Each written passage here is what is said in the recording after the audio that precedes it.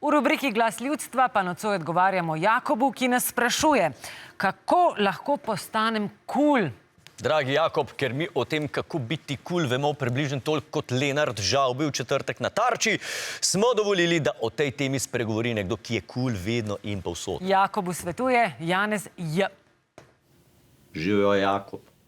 Torej, najprej bi ti čestitev za odlično vprašanje. Veliko boljše kot vprašanje, ki jih ponavadi postavljajo tukajšnji režimski novinarji. No, z izjemo vaše voditeljice, gospe Rosvite. Torej, vprašanje kot mora biti, kratko, jedrnato in poslano po pošti vsaj en teden naprej. Odgovor pa je tak kot naš kolega Branko. Preprosto. Kul najlažje postaneš tako, da si kul.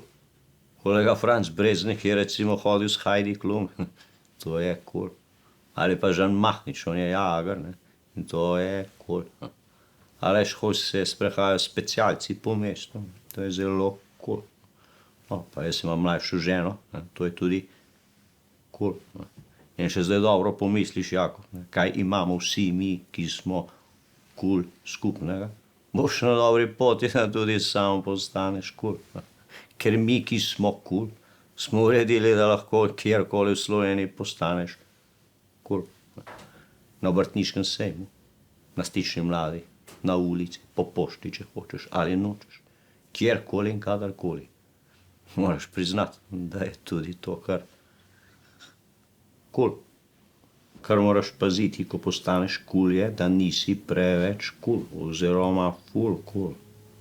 Lahko si mega the best, lahko si super hip, lahko si top špon, ampak samo eden je pa lahko ful kul. In to nisi ne ti, ne Logar. Razumeš, Jakob? Torej, ne pozabi, kratka je lahko pot od kula na nula. Lepo se imej, se vidimo kmalu na kakšnem kul štantu. Adijo.